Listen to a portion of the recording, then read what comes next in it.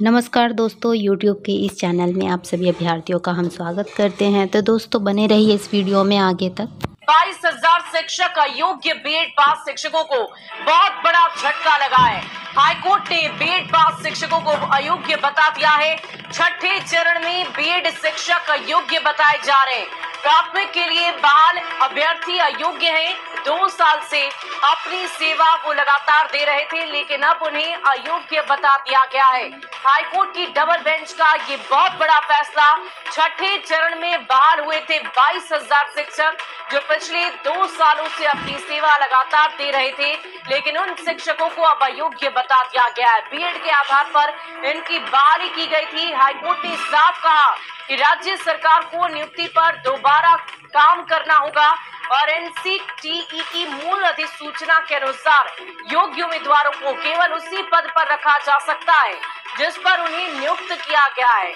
राज्य अब निर्णय ले कि रिक्त होने वाले पदों को कैसे भरा जाएगा। प्राथमिक विद्यालय के शिक्षकों के रूप में पात्र उम्मीदवारों को मेरिट सूची से भरे।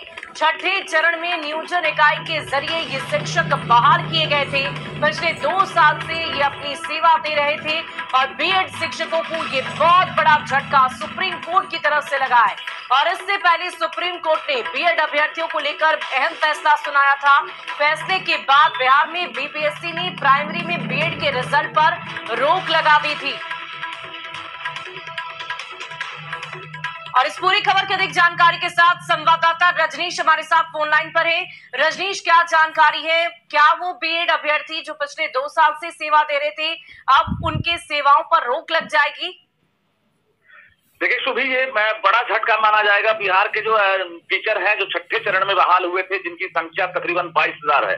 बता दें आपको, कुछ महीने पहले ही सुप्रीम कोर्ट ने यह फैसला सुनाया था कि 1 to 5 यानी प्राइमरी में जो बीएड अभ्यर्थी है वो पात्र नहीं है, वो योग्य नहीं है। जिसके बाद बिहार में बीपीएससी से शिक्षक बहाली में जो फॉर्म फिलअप करने वाले जो अभ्यर्थी हैं उनके रिजल्ट पर बीपीएससी ने रोक लगा दी थी। और जो 2 साल से सेवा दे रहे हैं बिहार के जो बीएड शिक्षक हैं जो प्राइमरी में बहाल हैं, उनकी बहाली प्रक्रिया अलग थी। नियोजन इकाई से वो बहाल हुए थे और सुप्रीम कोर्ट के फैसले से पहले वो बहाल हुए थे।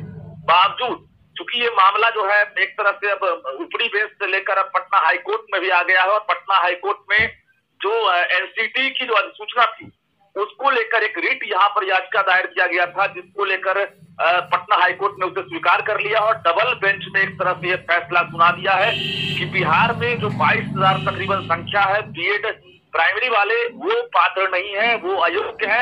ऐसे में राज्य सरकार पर अब ये डिपेंड करता है। हालांकि शिक्षा विभाग के अधिकारियों से हमने अभी संपर्क किया था, उनके पास अभी जजमेंट की कॉपी नहीं पहुंची है।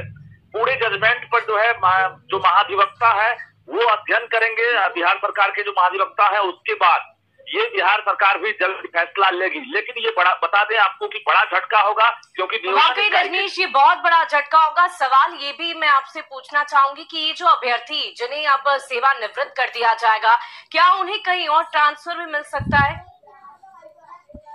देखिए, इन्हें कार्य मुक्त कर दिया जाएगा। अगर मैं सुप्रीम कोर्ट की बात अगर करेंगे तो सुप्रीम कोर्ट का भी फैसला इसी प्रकार से था कि 1 to 5 में सिर्फ और सिर्फ डीएलएड अभ्यर्थी योग्य है, यानी बीएड को उन्होंने अयोग्य बताया था। ऐसे में जो लाखों अभ्यर्थी बिहार के हैं उनको बड़ा झटका लगा है और जो बहाल है शिक्षक बन चुके हैं 2 साल से, उनके लिए सबसे बड़ा झटका होगा, क्योंकि वो गुरुजी बनकर काम कर रहे थे और अब पटना हाईकोर्ट की सुनवाई हुई है, फैसला हुआ है। तो निश्चित रूप से राज्य सरकार पर डिपेंड करता है कि राज्य सरकार अब क्या फैसला सुनाती है।